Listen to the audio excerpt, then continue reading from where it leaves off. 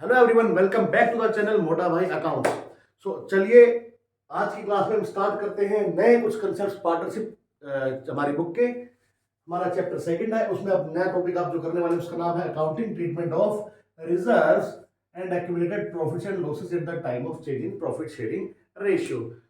इसको समझते हैं और क्लास को आगे बढ़ाते हैं। और आज की वीडियो थोड़ी लंबी होने वाली है, बट हम कुछ इंपॉर्टेंट कंसेप्ट हमको कवर अप करेंगे। चलिए, सो पॉइंट क्या है? रिजर्व आप लोग जानते हो क्या है रिजर्व? रिजर्व बेसिकली वो सेविंग्स है या अनडिस्ट्रीब्यूटेड प्रॉफिट्स है बिजनेस के, जो उन्होंने साइड में रख रखे हैं। अनडिस्ट्रीब्यूटेड प्रॉफिट मतलब कि वो कुछ पैसा है जो साइड में किसी एक अकाउंट में डाल रखा है, एक अलग नाम से, एक अलग हेडिंग के अंदर उसको रिकॉर्ड कर रखा है। वो क्या होते हैं? हमारे रिजर्व्स। अनडिस्ट्रीब्यूटेड प्रॉफिट्स हैं, ठीक है जी, ऐसे प्रॉफिट जो बांटे नहीं है और कहीं साइड में एक दूसरी जगह रख रखे, मतलब प्रॉफिट एंड लॉस अकाउंट में नहीं है ये, उससे निकाल के एक दूसरे अकाउंट में रख रखे, वो रिजर्व्स हो गए आपके। एक्यूमुलेटेड प्रॉफिट लॉसेस क्या होता है? एक्यूमुलेटेड का मतलब क्या होता है? जो इकट्ठे हो रखे हैं, जो इकट्ठे हो रखे हैं। इकट्ठे का मतलब, बोले सर इकट्ठे का मतलब ये है कि जो बांटे नहीं है। एक्यूमुलेटेड जो अभी तक इकट्ठा हो रखा है, अभी तक ऐसे प्रॉफिट जो कि हमने बांटे नहीं है, प्रॉफिट एंड लॉस अकाउंट में पड़े हैं, या ऐसे लॉसेस जो अभी तक हमने पार्टनर्स में बांटे नहीं है, अभी तक भी उसी के अंदर बैलेंस शीट में वो पड़े हैं, तो उनका अकाउंटिंग ट्रीटमेंट क्या होगा जब प्रॉफिट शेयरिंग रेशियो चेंज हो। तो सब कुछ पढ़ने से पहले एक सिंपल सी चीज आपको समझनी है। मैं यहाँ पर थोड़ी सी जगह लेके बनाता हूँ। जैसे मान लो पार्टनर ए और बी हैं, इनका प्रॉफिट शेयरिंग रेशियो 1:1 है, ठीक है।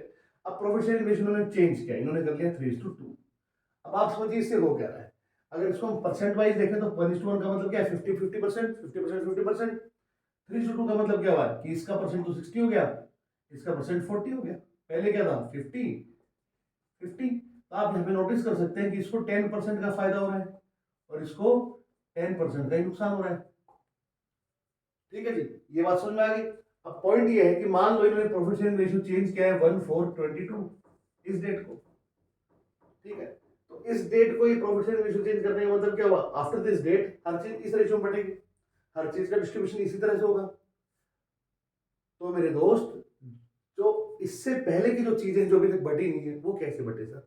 पॉइंट समझ गए कि इस डेट के बाद की तो हर चीज ऐसे बटेगी, समझ में आ गया। पर जो चीजें इस डेट से पहले की है उसका क्या हुआ? उसका तो ओल्ड रेशियो में ही सब कुछ होना चाहिए ना।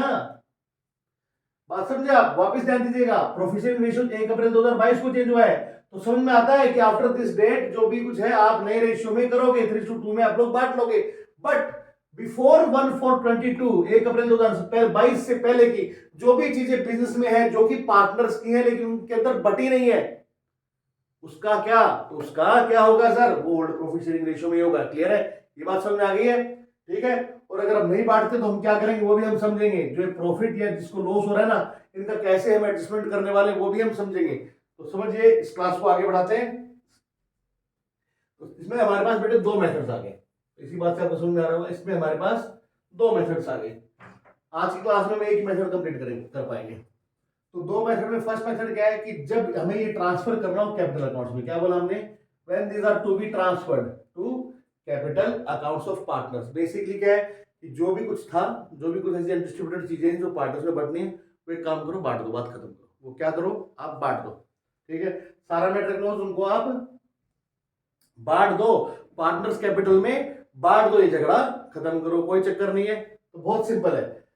At the time of change in profit sharing ratio, reserves and accumulated profits and losses existed in the balance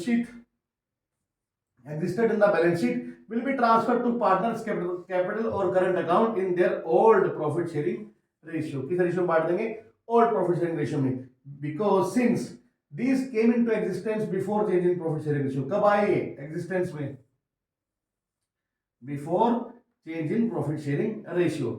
तो इसी वजह से they belongs to partners in their old profit sharing ratio. क्योंकि ये सब की जो एग्जिस्टेंस है कब हुई है? जब प्रॉफिट शेयरिंग रेशियो में चेंज नहीं हुआ था, उस टाइम ये सब चीजें बिजनेस के अंदर आ गई थी। मतलब कि हमने जो भी सेविंग्स की थी before change in profit sharing ratio, जो भी प्रॉफिट या लॉसेस जो बटे नहीं थे before change in profit sharing ratio, वो सब जो है कब आए?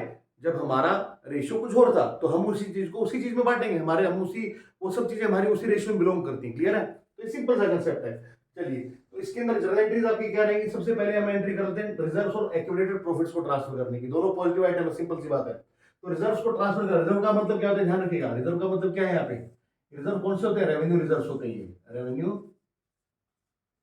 रिजर्व, कैपिटल रिजर्व की बात नहीं हो रही, कैपिटल रिजर्व की बात नहीं हो रही, रेवेन्यू रिजर्व होते हैं, general reserve and all this kind, जो भी रिजर्व फंड इस टाइप का नाम लिखा होगा वो सारे रिजर्व आ जाएंगे। तो reserve account debit, profit loss account debit, ये रिजर्व के लिए, प्रॉफिट एंड लॉस के लिए दो स्पेसिफिक रिजर्व रहेंगे। एक तो है workman compensation account, workman compensation reserve WCR account, and दूसरा है investment fluctuation reserve IFR account. ठीक है, इन दोनों पे ध्यान दीजिएगा। ठीक है, ये दो स्पेसिफिक रिजर्व हैं। ठीक है, तो this will be transferred to partners capital और current account in their old profit sharing ratio. यहाँ तक बात क्लियर हो गई। अब मुद्दा ये है कि ये दो रिजर्व हैं, ये WCR और IFR है।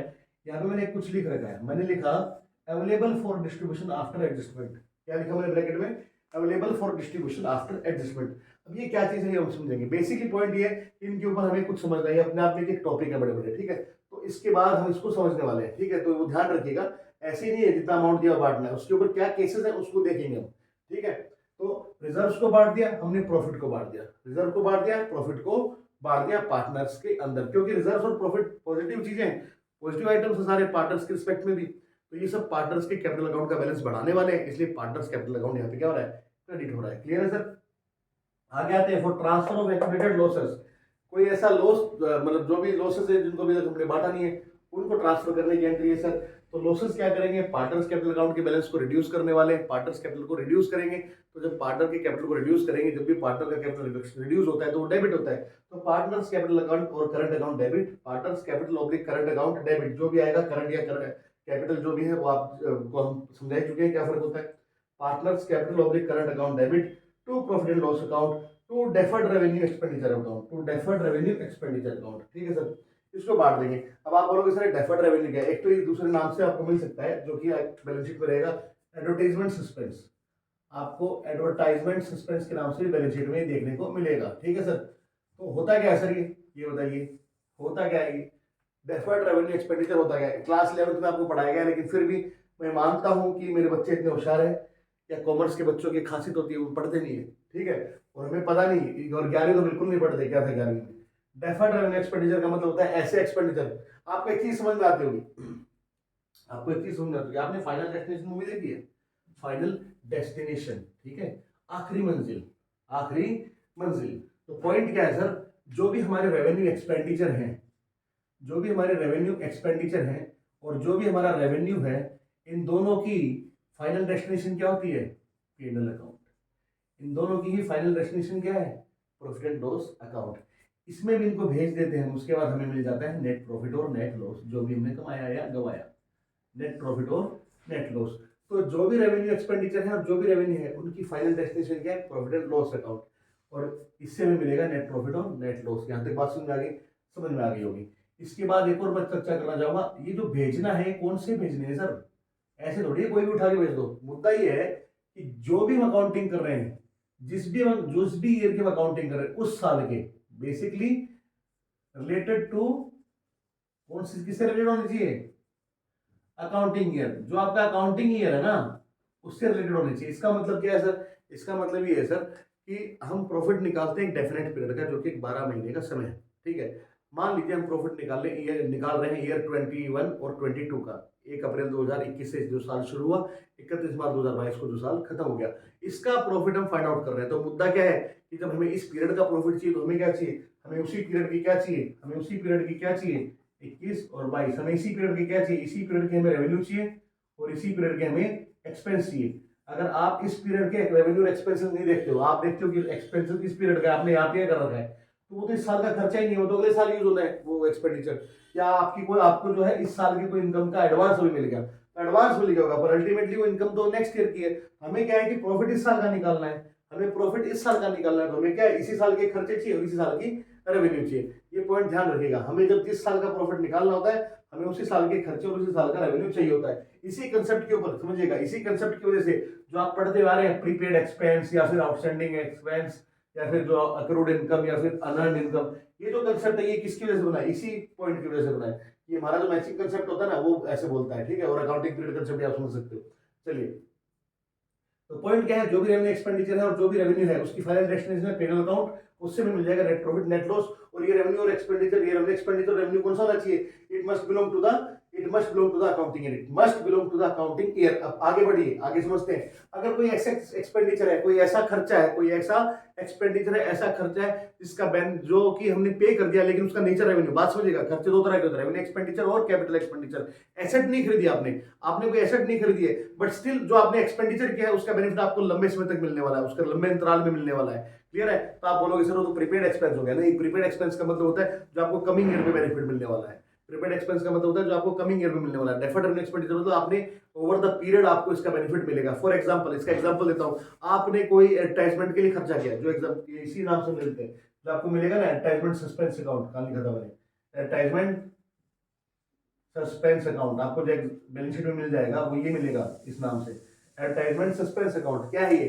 बेसिकली क्या है कि आपने मान लो 5 साल के लिए किसी को पैसा दे दिया एडवर्टाइजमेंट के लिए, एक साल देके 5 साल के लिए पैसा आज ही दे दिया, 5 लाख रुपए दे दिया सर, तो इसका बेनिफिट मिलेगा कितना? 5 साल तक। बेनिफिट मिलेगा कितना? 5 साल तक। अगर आपका बिजनेस 2 साल बाद बंद हो गया तो पैसा वापस दे देगा? वो नहीं देगा, तो पैसा वापस नहीं देगा। तो बेसिकली खर्च हो चुका है, खर्च हो चुका है, बेनिफिट हमें 5 साल तक मिलना है।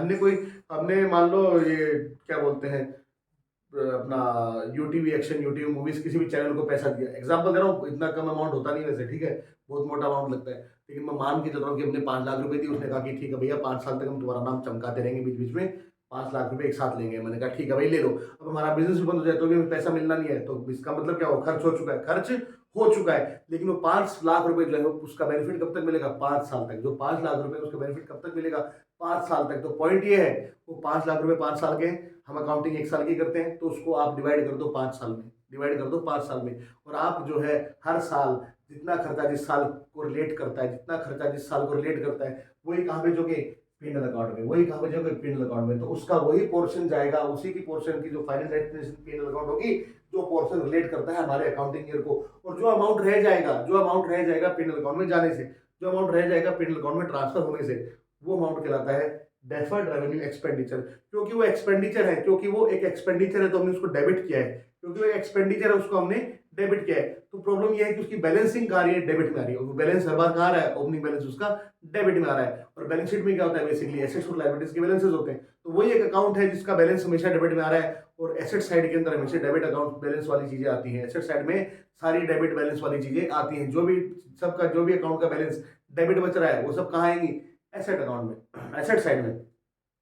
तो ये एसेट साइड में रिपोर्ट हो रहा है, ये एसेट साइड में दिख रहा है पर एसेट होता नहीं है। ठीक है, पहली बात ये समझिएगा, ये आपको मिलेगा एसेट साइड में, ये प्रॉफिट एंड लॉस अकाउंट आपको दिखेगा एसेट साइड में। तो एसेट साइड में दिखने का मतलब क्या है कि इनका बैलेंस डेबिट है, इसलिए यहाँ पे दिख रहे हैं। ये कोई एसेट नहीं है, ये कोई एसेट नहीं है, ये लॉसेस हैं। ये क्या है? वो लॉस है जिनको हमने राइट ऑफ नहीं किया। राइट ऑफ करने का मतलब क्या होता है? जिसको हमने ट्रांसफर नहीं किया पिनल अकाउंट में। ये जो सफर है ना बेटा, ये जो सफर है ना इनका रेवेन्यू एक्सपेंडिचर का पिनल अकाउंट में जाना, इसको बोलते हैं राइट ऑफ करना, इसको बोलते हैं राइट ऑफ करना। ठीक है, इसको बोलते हैं राइट ऑफ करना। तो हमने इनको अभी तक राइट ऑफ नहीं किया है। तो मुझे लगता है आज तक मतलब अभी तक जो भी मैंने पढ़ाया आपको वो समझ में आपको आया होगा। इसको आप चाहो तो लिख सकते हो, तो लिख लीजिएगा। तो अब हम बात करते हैं, जो हमने कहा था कि वो 2 रिजर्व्स थे जिसके अंदर की हमें कुछ एडजस्टमेंट करना है। तो पहला रिजर्व आता है workman compensation reserve. Workman compensation reserve, compensation का मतलब होता है मुआवजा। ठीक है, आप किसी को कंपनसेट कर रहे हो। ठीक है, किसको कर रहे हो सर? बोले वर्कमैन को कर रहे हैं। वर्कमैन मतलब आपके जो ऑर्गेनाइजेशन में काम कर रहा है। तो it is created out of firms profit to pay of compensation to workman on account of any accident they met while working in the firm. Business में काम करते हुए समय उनके साथ कोई हादसा हो गया, कोई चोट लग गई, जिसकी वजह से उन्हें कंपनसेशन हमें देना है, फर्म को देना है। ठीक है, वर्कर हमारा, मान लो हमारा काम कोई प्रोडक्शन का है, फैक्ट्री में जब है काम चल रहा था तो किसी वर्कर का पाँव टूट गया, हाथ कट गया, कुछ भी चोट लग गई, तो उसके लिए उसको हमें कंपनसेशन देना है। इसके लिए हमने क्या कर रखा है? एक रिजर्व बना रखा है। हर साल हम कुछ प्रॉफिट उस रिजर्व में डालते रहते हैं, और अगर इसलिए कि इस इंटेंशन से कि फ्यूचर में कभी ऐसी कोई अनसर्टेन लाइबिलिटी होती है, ऐसी कोई अनसर्टेन सिचुएशन होती है जहाँ पे किसी वर्कर को चोट लग जाए, तो उसको जो पैसा देने पड़े हम एकदम से परेशान ना हो, हमारे पास पैसा अवेलेबल हो। तो हमने वो पैसे को एक रिजर्व में कन्वर्ट कर रखा है, वो है वर्कमैन कंपनसेशन रिजर्व। ठीक है जी। अब प्रॉफिट शेयरिंग रेशियो चेंज हो रहा है, प्रॉफिट शेयरिंग रेशियो चेंज हो रहा है। अब क्या होगा? जो रिजर्व्स है बेसिकली वो अनडिस्ट्रीब्यूटेड प्रॉफिट्स, वो प्रॉफिट्स का वो पार्ट है जो अभी तक डिस्ट्रीब्यूट नहीं हुआ। ठीक है, तो उसके ऊपर हमें एडजस्टमेंट करना है। तो इसमें समझिएगा आपके पास सिचुएशन क्या क्या हो सकती है। तो एक एग्जांपल ले लेते हैं हम, जहाँ पे हम ए और बी को पार्टनर मानते हैं जिनका प्रॉफिट शेयरिंग रेशियो 1:1। ठीक है, ये ओल्ड रेशियो है। इनका न्यू भी तुम देखना चाहो तो मान लो न्यू है इनका 3:2। चलो कोई बात नहीं। अब आप लोगों को देखिए वर्कमैन कंपनसेशन रिजर्व हमने लिया है 1 लाख रुपए की, हमारे पास बैलेंस शीट में वर्कमैन कंपनसेशन रिजर्व शो हो रहा है 1 लाख रुपीज। अब क्या होगा, अब सबसे पहले सिचुएशन बनती है कि कोई क्लेम ही नहीं है, कोई क्लेम ही नहीं है, किसी वर्कर को चोट नहीं लगी। जब किसी वर्कर को चोट नहीं लगी तो हमें उसको कोई क्लेम देना नहीं है। जब उसको कोई क्लेम देना नहीं तो सारा का सारा जो पैसा पड़ा था रिजर्व में किसका है, वो पार्टनर्स का है। और किस रेशियो में बटेगा, उनके ओल्ड प्रॉफिट शेयरिंग रेशियो में। तो full WCR will be transfer to partners in their profit sharing ratio. तो एंट्री हो जाएगी हमारी WCR अकाउंट डेबिट, मैं शॉर्ट में लिख रहा हूँ क्योंकि जगह कम पड़ती है। तो WCR account debit 1 lakh rupees to A's capital to B's capital 50,000। ठीक है, ये गेम ओवर ओल्ड रेशियो में हमने इसको ट्रांसफर कर दिया। दूसरी सिचुएशन आपके पास आ सकती है कि जब क्लेम जो हो वो है, क्लेम तो है, किसी वर्कर के चोट लग गई और वहां पर क्लेम आ रहा है। क्लेम का मतलब हम पे नहीं कर रहे हैं, लेकिन क्लेम ही वो डिमांड कर रहा है, इस डिमांडिंग की भैया ठीक है मुझे 40,000 रुपए का नुकसान हुआ है, मुझे 40,000 रुपए कंपनसेट आप करो। तो क्लेम आ गया हमारे पास 40,000 रुपए का। ठीक है, क्लेम कितना आ रहा है, 40,000 रुपए का। तो जो अमाउंट ऑफ क्लेम है ये एक नए अकाउंट में ट्रांसफर होगा, उसका नाम कहलाएगा provision for workman compensation reserve. तो हमने लिखा है provision for workman compensation reserve. इसका मतलब ये है, यहाँ पे पूछेगा प्रोविजन का मतलब क्या रहा है, हम अभी उसको पे नहीं कर रहे हैं, लेकिन पॉइंट क्या है, उसकी लाइबिलिटी आ रही है। ठीक है, तो हमको एक चीज समझ में आ रही है कि नुकसान तो हो गया है, लाइबिलिटी तो आएगी। वो 40,000 रुपये मांग रहा है तो हमें देने पड़ सकते हैं। तो मैक्सिमम लाइबिलिटी कितनी आ रही है, 40,000 रुपये की। पर जरूरी नहीं है कि 40 हो, 42 भी हो सकती है, 38 भी हो सकती है, लेकिन एट दैट टाइम 40,000 रुपये की हमें लाइबिलिटी दिख रही है। तो हम क्या करेंगे, क्योंकि अमाउंट जब सर्टेन नहीं होता है बिल्कुल एग्जैक्ट, हम क्या करते हैं उसको उसके लिए प्रोविजन बनाते हैं। तो यहाँ पे भी हम ये करेंगे, इस क्लेम को क्या करेंगे, प्रोविजन में ट्रांसफर कर देंगे। इस क्लेम को क्या करेंगे, प्रोविजन में ट्रांसफर कर देंगे। कहाँ से, WCR से। तो WCR जो 1 लाख रुपए का था उसमें 40,000 रुपये डाल देंगे प्रोविजन में, भैया ठीक है लाइबिलिटी आएगी, जब पे करना है पे कर देंगे। अब मुद्दा ये बच गया 60,000, वो 60,000 किसका है, वो 60,000 है ए और बी का, उनके प्रॉफिट शेयरिंग रेशियो में बढ़ जाएगा। एंट्री हो जाएगी WCR account debit to provision for workman compensation claim account to A's capital to B's capital 40-30-30। ठीक है जी, क्लियर हो गया। चलिए अगली सिचुएशन आती है कि क्लेम किसके बराबर है, WCR के बराबर। एग्जाम्पल के लिए मान लो क्लेम है 1 लाख रुपए का, जो क्लेम है वो कितना है, जितना WCR है उतना ही क्लेम है। तो पूरा का पूरा WCR जो है, full WCR will be transfer to provision. सारा का सारा WCR कहाँ ट्रांसफर हो जाएगा, प्रोविजन में। एंट्री हो जाएगी WCR account debit to provision for workman compensation claim account. चलिए ये भी सिचुएशन क्लियर हो गई। एंड लास्ट सिचुएशन बनती है हमारी जहां पर क्लेम एक्सीड कर जाता है WCR को, कि भैया WCR से भी काम नहीं चल रहा। मान लो एग्जाम्पल के लिए कि क्लेम जो है 1,20,000 रुपीज का है। क्लेम कितना है, 1,20,000 रुपीज का। तो पूरा का पूरा जो WCR है वो प्रोविजन में ट्रांसफर हो जाएगा, पूरा का पूरा WCR ट्रांसफर हो जाएगा प्रोविजन में। और जो डेफिशिएंसी बचेगी, जो डेफिशिएंसी बचेगी वो एक नए अकाउंट में जाएगी जिसका नाम है रिवैल्यूएशन अकाउंट। ये हम आने वाली क्लासेस में पढ़ेंगे भी, पूरा रिवैल्यूएशन अकाउंट होता क्या है, बस अभी के लिए थ्योरेटिकली देख लो। तो जो डेफिशिएंसी वो कहाँ जाएगी, रिवैल्यूएशन अकाउंट में। तो basically revaluation account nominal account होता है, profit and loss adjustment account भी इसको बोल सकते हैं, उस टाइप का ही होता है। ठीक है, ये तो पॉइंट ये है कि डेफिशिएंसी मतलब लॉस हो गया, हम पे कर रहे हैं, हमें 20,000 ज्यादा पे करना पड़ेगा, तो ये कहाँ जाएगा, ये जाएगा रिवॉल्यूशन अकाउंट में, कि भैया हमारे पर 20,000 की एक्स्ट्रा लायबिलिटी आ गई, तो एक लॉस है। तो लॉस है तो रिवॉल्यूशन अकाउंट हो जाएगा डेबिट। क्या हो जाएगा सर, डेबिट हो जाएगा। तो एंट्री क्या होगी, WCR account debit 1 lakh rupees, revaluation account debit 20,000 rupees to provision for workman compensation claim 1,20,000 rupees. ये एक एंट्री मैंने हमें लिखा है 1। तो सर बोले दूसरी एंट्री क्या होगी, समझिएगा ये रिवॉल्यूशन जो है ना इसकी वजह से हो रहा है लॉस, ये डेबिट क्या में ये क्या हो रहा है, ये लॉस हो रहा है पार्टनर्स को, क्या हो रहा है, लॉस। तो दूसरी एंट्री में ऊपर कर देता हूँ, मेरे पास नीचे स्पेस कम था, यहां पर कर देता हूं मैं दूसरी एंट्री। जो सेकेंड एंट्री है वो है for division of revaluation loss. तो रिवैल्यूएशन के जो लॉस हो रहा है इसको बांटने की एंट्री है सर। ठीक है, तो ये रिवैल्यूएशन अकाउंट डेबिट में ये लॉस हो गया है, तो इसकी वजह से इस लॉस को हम बांटेंगे पार्टनर्स को। तो एंट्री क्या हो जाएगी सर, एंट्री हो जाएगी एज कैपिटल अकाउंट डेबिट। जब भी लॉस जाएगा पार्टनर्स को तो उनके कैपिटल अकाउंट क्या होते हैं, डेबिट होते हैं बेटा, क्या होंगे, डेबिट रहेंगे टू रिवैल्यूएशन अकाउंट। ये है 10,000, ये 10,000 और ये हो गया टोटल 20,000। तो इस तरह से सिचुएशंस आपके WCR के केस में आ सकती है, इसको फटाफट कर लो नोट डाउन, बहुत इंपॉर्टेंट कंसेप्ट है। So next comes investment fluctuation reserve. जो अगला हमारे पास टॉपिक है वो किसके लिए, इन्वेस्टमेंट फ्लक्चुएशन रिजर्व को लेकर। So sir investment fluctuation reserve, नाम से ही पता लग रहा है फ्लक्चुएशन का मतलब क्या है, ऊपर नीचे होना, वैल्यू ऊपर नीचे होना, ठीक है। तो इन्वेस्टमेंट की वैल्यू जो होती है वो ऊपर नीचे होती है, ठीक है सर, कोई बात नहीं। तो इन्वेस्टमेंट की वैल्यू नीचे होती है, हमको लॉस होता है, ठीक है, तो हमें लगता है कि वो वैल्यू नीचे ही रहने वाली है, तो वो लॉस मान लिया जाता है। समझ में आ गई बात आपको, हमें लग रहा है कि वैल्यू परमानेंट हो गई, ये वैल्यू परमानेंट हो रही है, जो वैल्यू नीचे जा रही है ये वैल्यू परमानेंट हो गई, इतना लॉस तो हो चुका है, इन्वेस्टमेंट इससे ऊपर नहीं आ पाएगा, ये लॉस कंफर्म जा रहा है। तो उस केस में हम क्या करेंगे, उस लॉस को मीट आउट करने के लिए हम बना के रखते हैं रिजर्व, जिसका नाम है investment fluctuation reserve. So it is created out of firm profit to meet any loss on account of change in market value of investment. So ये लॉस कब होएगा, ऑब्वियसली बात है, मार्केट वैल्यू बढ़ेगी तब तो होएगा नहीं, मार्केट वैल्यू नीचे जाएगी तब जाके लॉस होने वाला है, ठीक है सर। ओके सर, समझ में आ गया।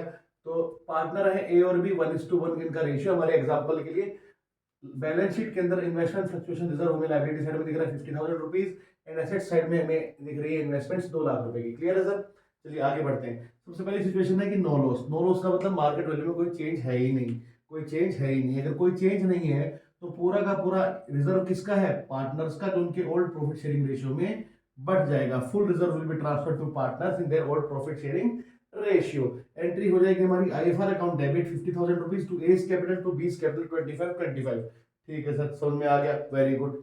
दूसरा है loss is less than IFR. Loss is less than IFR, जो लॉस है, जो मार्केट वैल्यू में चेंज होने की वजह से लॉस है, वो हमारा रिजर्व से कम है। जैसे कि हमने एग्जांपल में मार्केट वैल्यू को ले लिया 1,80,000 रुपीज। अगर मार्केट वैल्यू जिस दिन पार्टनर्स का प्रॉफिट शेयरिंग रेशियो चेंज होता है 1,80,000 रुपीज है, तो लॉस कितना हो रहा है, लॉस हो रहा है 2 लाख से, रेट मार्केट वैल्यू की 1,80,000, लॉस हो रहा है 20,000 रुपीज का। तो जितना लॉस है वो ट्रांसफर कर देंगे इन्वेस्टमेंट में। वो क्या करेंगे, इन्वेस्टमेंट में।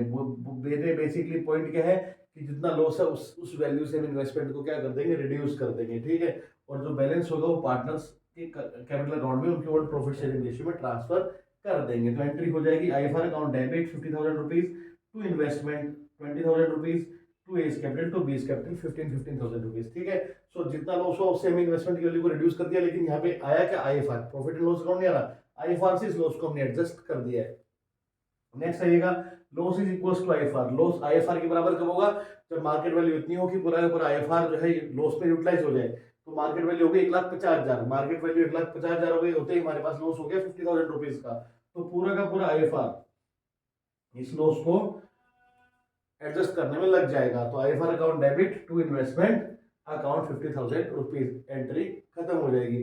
चौथा केस आपके पास आ जाएगा कि जब लॉस जो है आईएफआर से भी ज्यादा जा रहा है, लॉस जो है वो आईएफआर से भी ज्यादा जा रहा है। जब लॉस आईएफआर से ज्यादा जाएगा तो अगेन जैसे कि हमने लास्ट कंसेप्ट में पढ़ा था, फुल आईएफआर जो होगा वो ट्रांसफर हो जाएगा इन्वेस्टमेंट अकाउंट में। इन्वेस्टमेंट को बेसिकली जो इन्वेस्टमेंट की वैल्यू को रिड्यूस करना है, हम पूरा पूरा आईएफआर यूटिलाइज हो जाएगा उसके अंदर, और जो डेफिशिएंसी बच जाएगी वो हम रिवोल्यूशन अकाउंट की मदद से एडजस्ट करेंगे। तो जो इन्वेस्टमेंट की वैल्यू को हमें, जैसे हमारे एग्जांपल में मिली है 1,30,000 रुपीज मार्केट वैल्यू इन्वेस्टमेंट की, तो पहले बुक वैल्यू थी 2 लाख रुपए, अब इसकी वैल्यू होगी 1,30,000 रुपीज, तो 70,000 का हमें हो रहा है लॉस। तो 70,000 के लॉस को मीट आउट कैसे करेंगे, देखिएगा IFR account debit 50,000, revaluation account debit 20,000 to investment account 70,000। तो जो डेफिशिएंसी थी उसको हमने एडजस्ट किया रिवोल्यूशन अकाउंट से। अगेन मैं बार वापस से कहूंगा, रिवोल्यूशन अकाउंट के बारे में हम अभी नेक्स्ट क्लास में पढ़ने वाले हैं, ठीक है, या नेक्स्ट टू नेक्स्ट अगर नेक्स्ट क्लास में क्वेश्चन करेंगे तो पहली एंट्री में तो ये हो गया सर। दूसरी एंट्री में क्या होगा सर, एक एंट्री हो, मैंने लिखा है फर्स्ट, दैट मींस यहाँ पे भी दूसरी एंट्री होगी, मैं अगेन यहाँ लिख रहा हूँ, जगह कम है। तो दूसरी एंट्री किसके लिए हो रही है, रिवोल्यूशन के लॉस के लिए हो रही है। किसके लिए हो रही है, इस रिवोल्यूशन में बेसिकली क्या हो रहा है, आपको लॉस हो रहा है ना सर, ये रिवोल्यूशन आपने डेबिट किया, दैट मींस लॉस हो गया। ये लॉस किसको मिलने वाला है, ये लॉस किसको मिलेगा, लॉस मिलेगा पार्टनर्स को, लॉस किसको मिलेगा, पार्टनर को, वेरी गुड। एंट्री हो जाएगी हमारी as capital account debit 20 capital account debit to revaluation account. Amount आ जाएगा हमारे पास 10,000 20,000, ठीक है जी। सो ऐसा करके ये दोनों ही जो रिजर्व थे, वर्कमैन कंपनसेशन रिजर्व और इन्वेस्टमेंट फ्लक्चुएशन रिजर्व, इनके एडजस्टमेंट्स हमें करने पड़ सकते हैं।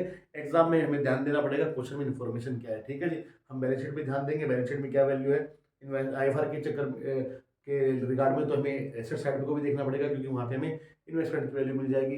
वर्कमैन कंपनसेशन के रिगार्ड में हमें एडिशनल इन्फॉर्मेशन मिल जाएगी, तो हम एडजस्टमेंट सारे कर डालेंगे।